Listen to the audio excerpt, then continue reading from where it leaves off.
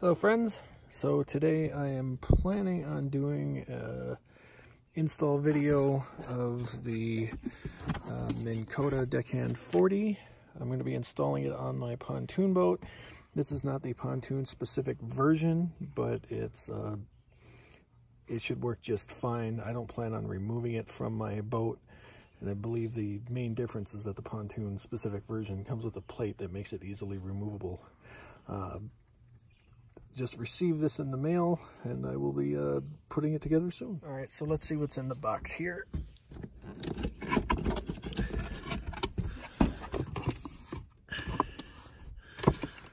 Hooray for cables. Well, I'm gonna have to put the camera down for a moment. So here are the package contents. We've got the main deckhand motor. Comes pre-spooled with 100 feet of 800-pound test rope, which is more than adequate for my needs.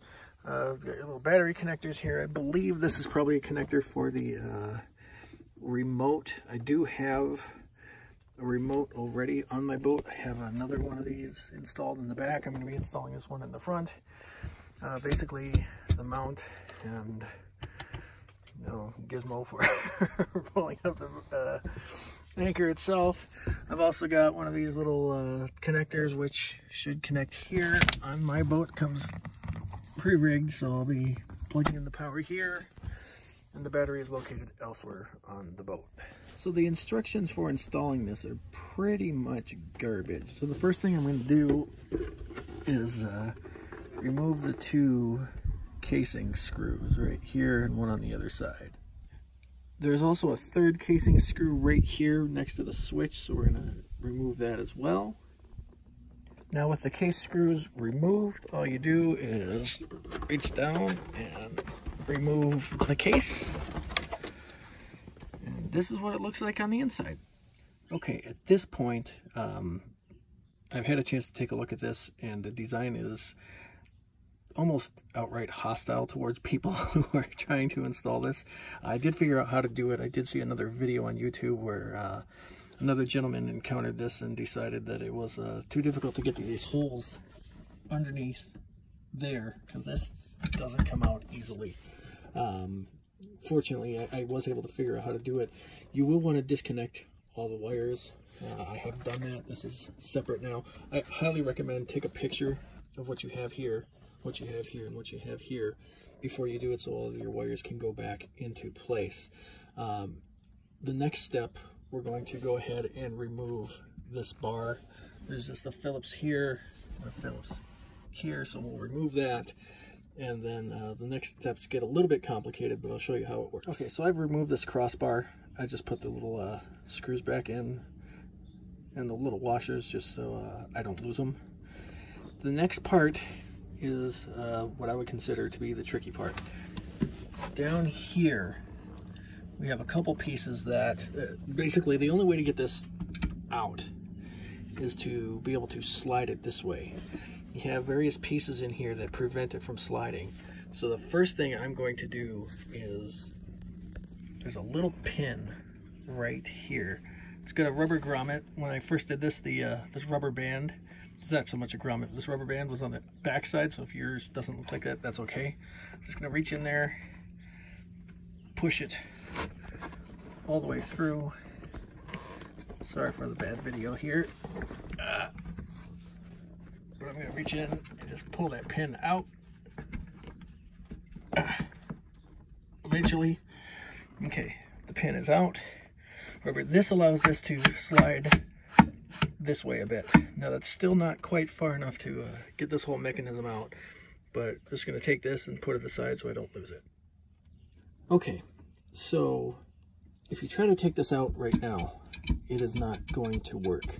A couple pieces in play here that are not necessarily obvious. One, you have this little spring here.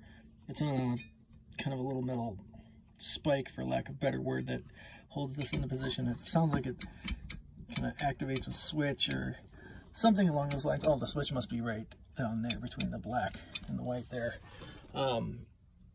We need to actually, we don't have enough give here to pull this out. So there's a little, I don't know if the exact word, but there's a little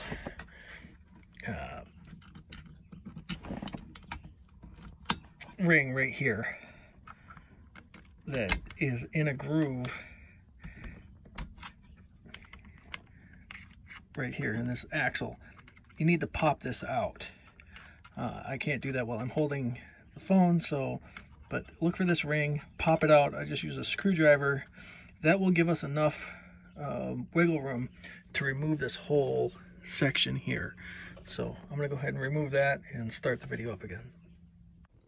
Okay, now that I got this washer out, one thing you need to do is, there's a second washer in there. Make sure this washer does not fall into this groove. Sorry, this is going unfocused a little bit. If this washer gets into this groove, it's going to stop you from moving this where you need to move it. Right now, what we've got is sorry if that's going, no, we have enough room to push this as far as we need to. See how this came out of this here? There's another piece on the bottom in a similar groove. I don't know if you can see that, but it's right there. Now we've got enough to get this out. It's hard to do this with one hand, but there we go. Now we have the motor out. My spring from down here fits right on this piece, so just don't lose that spring. That's what keeps tension on this. When you go to put this back in, make sure you do it with the groove up on top and bottom. Don't try it sideways, but up, top, bottom. Now we have this motor out.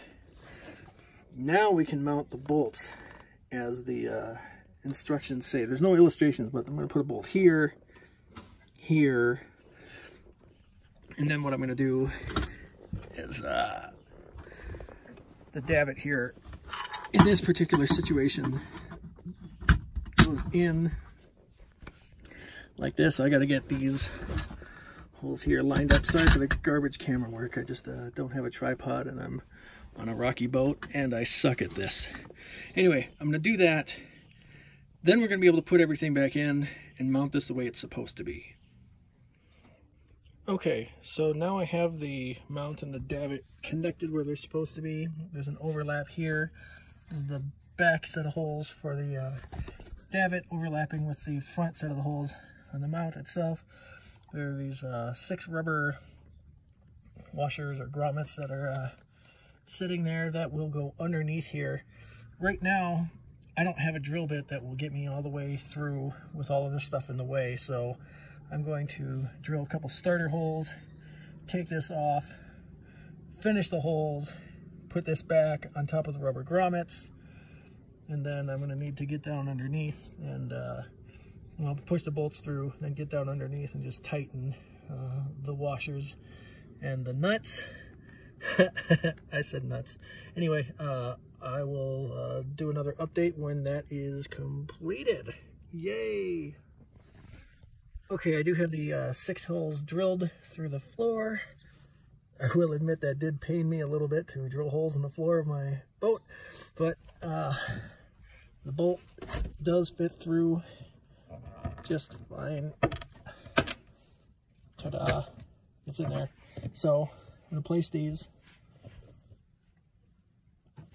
here. I don't need to show you all 6, but I'm going to because I go the extra mile for everybody who watches my lame-ass videos.